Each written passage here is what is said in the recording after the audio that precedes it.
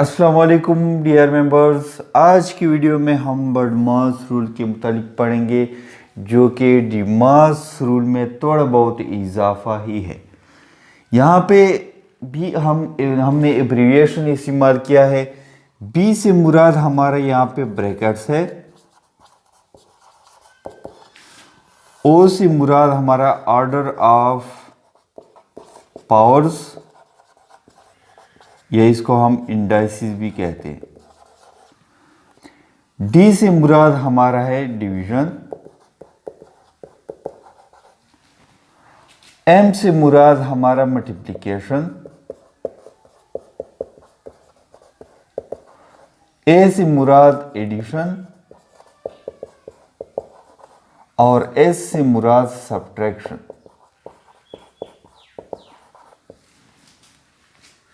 ये एक ऐसा उसूल है कि जिन सवालात में हमें मुख्तलिफ़ किस्म के ब्रैकेट्स, उनके अंदर मुख्तलिफ़ किस्म के ऑपरेशंस और उसी सवाल में मुख्तलिफ़ किस्म के पावर दिए गए हो, तो वो तमाम सवालात, ऐसे सवालात हम बडमास रूल के तहत सॉल्व कर सकते।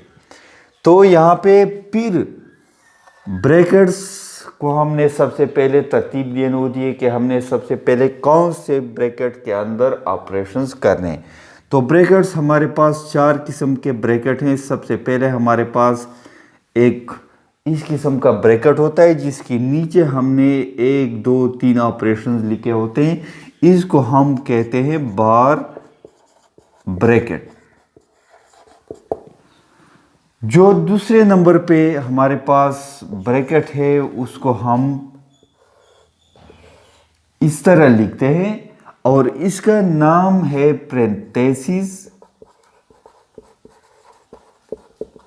या इसको हम कहते हैं राउंड ब्रैकेट्स।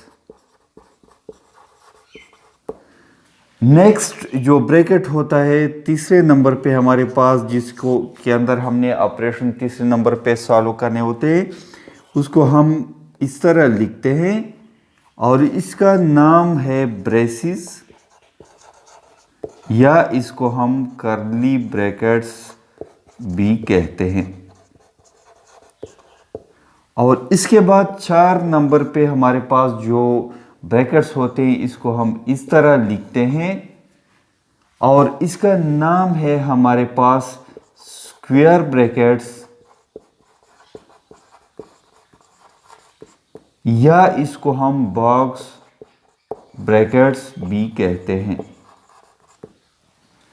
तो ये 4 किस्म के ब्रैकेट हम अक्सर सवालात में इस्तेमाल करते हैं और इसको सॉल्व करने की तरतीब भी यह है। सबसे पहले हमने बार ब्रैकेट को सॉल्व करना होता है, इसके बाद पैरेंथेसिस या राउंड ब्रैकेट्स के अंदर जो ऑपरेशन होते हैं उसको सॉल्व करना होता है, इसके बाद ब्रेसिस और कर्ली ब्रैकेट्स, इसके बाद जो आखिर में स्क्वायर ब्रैकेट्स के अंदर जो ऑपरेशन बचते हैं वो हम सॉल्व करते हैं। इसके बाद हम बाहर इससे आते हैं और जो ऑपरेशन होते हैं वो सॉल्व कर लेते हैं।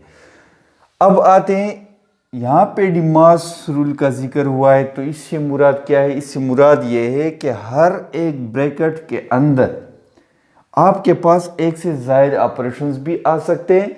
तो जब भी ऐसी सूरत हाल हो तो वहाँ पे हमने डिमास रूल को फॉलो करना होता है, यानी सबसे पहले डिवीजन करनी है, इसके बाद मल्टीप्लिकेशन, फिर एडिशन, फिर सब्ट्रैक्शन करनी है।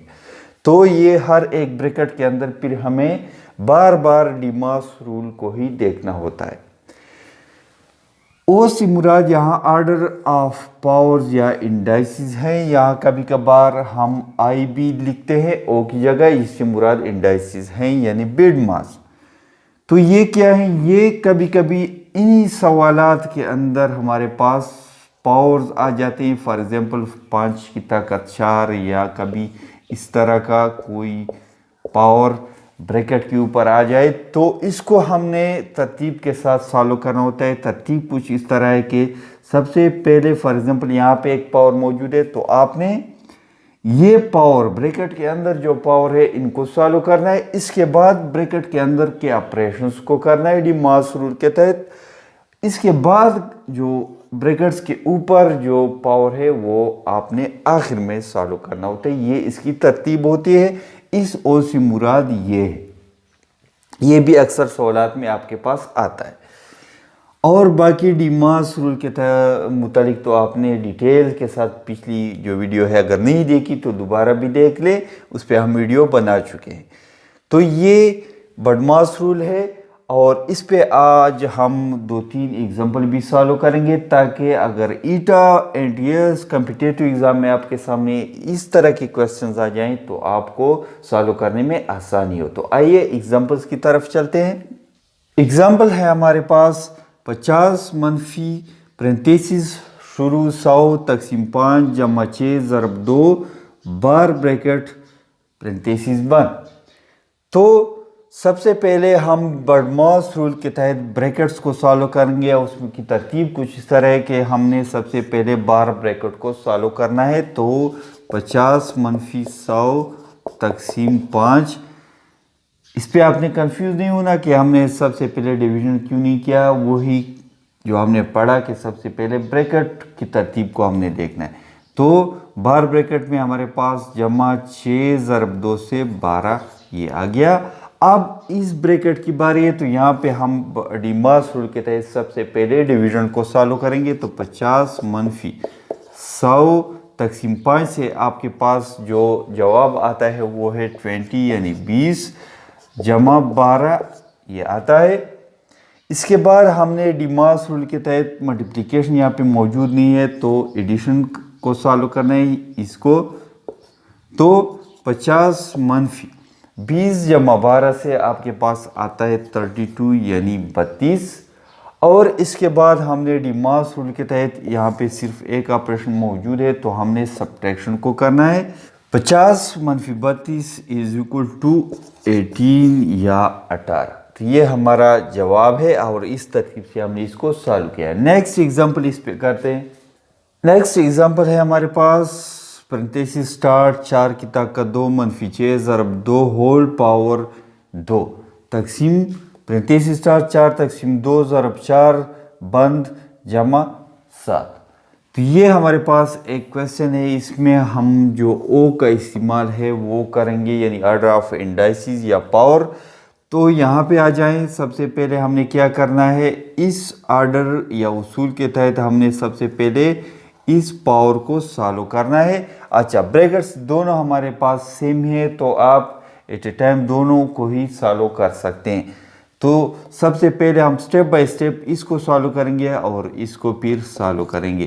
तो यहाँ से आपके पास आता है 4 की ताकत 2, इससे मुराद ये है 4 की ताकत 2 से कि 4 को 2 बार मल्टीप्लाई करें 16 जवाब आता है। तो 16 मनफी 6 ज़रब 2 होल पावर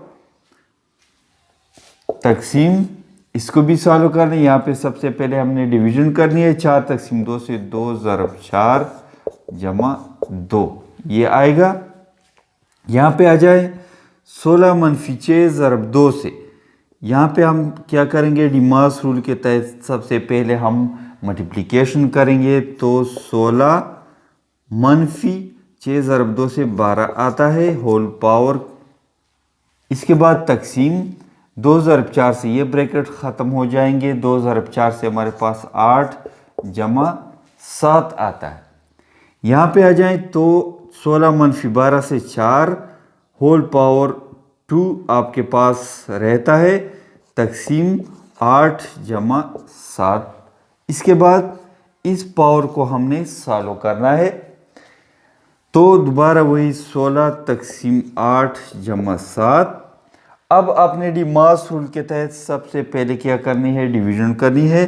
तो 16 तकसीम 8 से 8 और जमा 7 से मसावी है आपके पास आखिर में जो ऑपरेशन बचा है जमा का, तो 15।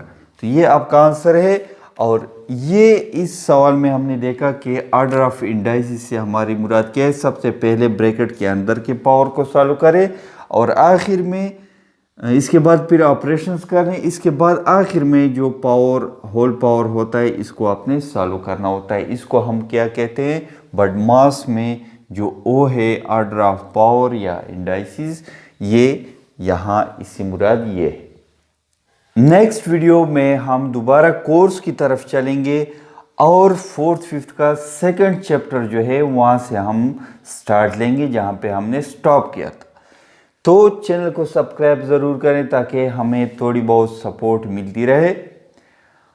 डिमास और बडमास रूल पे फ़िलहाल यही काफ़ी है। आगे इस पे फिर क्वेश्चन आते रहेंगे और इसको हम फिर सॉल्व करते रहेंगे, तो आप लोगों की प्रैक्टिस मज़ीद जो है इसमें हो जाएगी।